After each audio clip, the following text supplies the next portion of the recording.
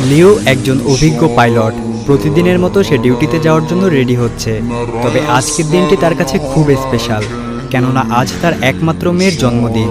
তাই সে ডিউটিতে যাওয়ার আগে তার মেয়েকে বলে ফিরে এসে একসঙ্গে তারা কেক কেটে জন্মদিন পালন করবে। এই কথা বলে সে এয়ারপোর্টের উদ্দেশ্যে চলে যায়। তো লিও এয়ারপোর্টে গিয়ে জানতে পারে আজ তার কোপাইলট কাই নামে একটি ছেলে, যে কিছুদিন আগেই জয়েন করেছে। সেই সাথে লিও তার থার্ড পাইলট ওয়াংয়ের সাথে কথাবার্তা সেরে নেয়। পাইলট এবং কেবিন ক্রু সবাই মিলে উড্ডয়নের আগে আবহাওয়া এবং অন্যান্য জরুরি বিষয়ে তাদের নিজেদের মধ্যে মিটিং সেরে নেয়। ফ্লাইট অ্যাটেন্ডেন্টরা বিমানের মধ্যে লাইট, অক্সিজেন, খাবার সহ সব কিছু খুব ভালোভাবে পরীক্ষা করে যাত্রীদেরকে প্লেনে ওঠার অনুমতি দিয়ে দেয়। প্লেন টেক অফ করার কিছুক্ষণের মধ্যেই একজন ফ্লাইট অ্যাটেন্ডেন্টের সঙ্গে এক যাত্রীর মোবাইল ফোন সুইচ অফ করা নিয়ে বাকবিতণ্ডা হয়। এরপর ওই ফ্লাইট অ্যাটেন্ডেন্টের সিনিয়র এসে পরিস্থিতি সামলে নেয়। প্লেন খুব সুন্দরভাবে চলছিল এবং সবাই নিজেদের মতো ব্যস্ত ছিল, কিন্তু তারা কেউই জানতো না সামনে তাদের জন্য কী ভয়ঙ্কর পরিস্থিতি অপেক্ষা করছে। কিছুক্ষণের মধ্যেই প্লেনটি দুলতে শুরু করে। তখন লিও কন্ট্রোল রুমের সাথে যোগাযোগ করে জানতে পারে খারাপ ওয়েদারের কারণেই এমনটি হচ্ছে। তো তখন পাইলটেরা কন্ট্রোল রুম থেকে অনুমতি নিয়ে প্লেনটিকে আরও বেশি উচ্চতায় নিয়ে যায়, যাতে বাতাসের তারতম্য কিছুটা কম থাকে। এদিকে প্লেনের ভেতর ফ্লাইট অ্যাটেন্ডেন্টরা সবাইকে খাবার সার্ভ করে, আর সব কিছুই ধীরে ধীরে আবার আগের মতো হয়ে যায়। ককপিটে লিও এবং তার কোপাইলট কাই নিজেদের ভেতর গল্প করছে। তাদের কথাবার্তার এক পর্যায়ে লিও একটা শব্দ শুনতে পায় আর লক্ষ্য করে প্লেনের সামনের উইন্ডশিল্ডে ফাটল ধরেছে। তো তারা বুঝতে পারে এটা মোটেও ভালো লক্ষণ নয়। তাই তারা দ্রুত বিষয়টি এয়ার ট্রাফিক কন্ট্রোলকে জানায়। সেখান থেকে তাদেরকে আরও উঁচুতে উঠতে বলা হয়, যাতে বাতাসের চাপ কম থাকে। কিন্তু তাদের কথোপকথন শেষ হতে না হতেই বিকট আওয়াজ করে প্লেনের উইন্ডশিল্ড সম্পূর্ণ ভেঙে যায়। প্রচণ্ড বাতাসের বেগে কাই জানালা দিয়ে অর্ধেক বেরিয়ে যায় এবং লিও তার সমস্ত শক্তি দিয়ে তাকে ভেতরের দিকে টেনে ধরে।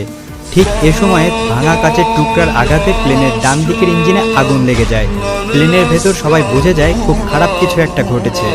আর ওই প্লেনে থাকা 119 জন যাত্রী আর 9 জন ক্রু মেম্বারের সকলের জীবন এখন লিও এর হাতে। ককপিটের দরজা যেহেতু বন্ধ ছিল, তাই ভেতরে থাকা কেবিন ক্রু এবং প্যাসেঞ্জার তখনও বুঝতে পারছিল না বাইরে কি ঘটছে। তাই সবাইকে সিট বেল্ট বেঁধে শান্ত থাকার জন্য অনুরোধ করা হচ্ছিল। এদিকে সেই থার্ড পাইলট ওয়াং এবং ফ্লাইট অ্যাটেন্ডেন্টের চিফ বিনান তখন বাইরে থেকে ককপিটে থাকা পাইলটদের সাথে যোগাযোগ করার চেষ্টা করে। তবে ককপিট থেকে কোনো আওয়াজ না পেয়ে তারা বুঝে যায় নিশ্চয়ই গুরুতর কিছু ঘটেছে। এদিকে ককপিটের ভেতরে লিও তখনও কাইকে প্রাণপণে টেনে ধরে রেখেছে, যাতে সে প্লেন থেকে ছিটকে পড়ে না যায়। এবার লিও আস্তে আস্তে কাইকে ছেড়ে দিয়ে তার আসনে ফিরে আসে আর প্লেনের কন্ট্রোল নিজ হাতে নিয়ে কন্ট্রোল রুমের সাথে যোগাযোগ করে। ঠিক ওই সময় তারা বরফে ঢাকা পাহাড়ের উপর দিয়ে উড়ে যাচ্ছিল। তাই সামান্য 19-20 হলেই তারা সোজা গিয়ে পাহাড়ে ধাক্কা খাবে। তখন প্লেনটি হঠাৎ ডানে অনেকটা ঘুরে যায় আর এতে যাত্রীরা সবাই একপাশে চলে যেতে শুরু করে। এবার যাত্রীদের মাঝেও পুরোপুরি আতঙ্ক ছড়িয়ে পড়ে আর তারা সিট বেল্ট শক্ত করে বেঁধে নেয়। ফ্লাইট অ্যাটেন্ডেন্টরা নিজেদের জীবন বাজি রেখে তখন সেখানে থাকা বয়স্ক আর বাচ্চাদের সাহায্য করতে থাকে। এদিকে লিও আপ্রাণ চেষ্টা করছে প্লেনের কন্ট্রোল ফিরে পাওয়ার জন্য। তখন লিও প্লেনটিকে একটি আচমকা টান দেয় আর এতে কাই আবারও প্লেনের ভেতর চলে আসে। সে কাইকে ভেতরে আনার জন্য ইচ্ছে করেই এমনটি করে। তবে এতে ককপিটের দরজা আচমকা খুলে যায় আর প্রচণ্ড বাতাসের চাপে সবকিছু এলোমেলো হয়ে যেতে শুরু করে। তাদের সামনে অক্সিজেন মাস্ক নেমে আসে আর ফ্লাইট অ্যাটেন্ডেন্টরা অনেক কষ্টে সবাইকে অক্সিজেন মাস্ক পরতে সাহায্য করে। তো এবার ওয়াং অনেক কষ্টে ককপিটে প্রবেশ করতে সক্ষম হয়। সেখানে গিয়ে ওয়াং দেখতে পায় প্রচণ্ড ঠান্ডায় লিও কাঁপছে আর অক্সিজেনের অভাবে প্রায় অজ্ঞান হয়ে যাচ্ছে। তখনই ওয়াং লিওয়ের মুখে একটি অক্সিজেন মাস্ক দিয়ে দেয় আর কোনো মতে বোতাম টিপে প্লেনটিকে আরও নিচুতে নিয়ে আসে। কন্ট্রোল অফিসের সাথেও তাদের যোগাযোগ বিচ্ছিন্ন হয়ে যায়। তাই আশেপাশের এয়ারপোর্টের ফ্লাইট ক্যান্সেল করে সব রানওয়ে খালি করে দেওয়া হয়, যাতে ইমার্জেন্সি ল্যান্ডিং করতে পারে। সেই সাথে পুলিশ এবং ফায়ার সার্ভিস সব কিছু নিয়ে যে কোনো খারাপ সিচুয়েশন মোকাবেলার জন্য প্রস্তুত হয়ে যায়। সেই সাথে কন্ট্রোল রুম থেকে 3টি ফাইটার জেট পাঠানো হয়, যাতে তারা গিয়ে ওই প্লেনটিকে খুঁজে বের করে লিও এর সাথে যোগাযোগ করতে পারে।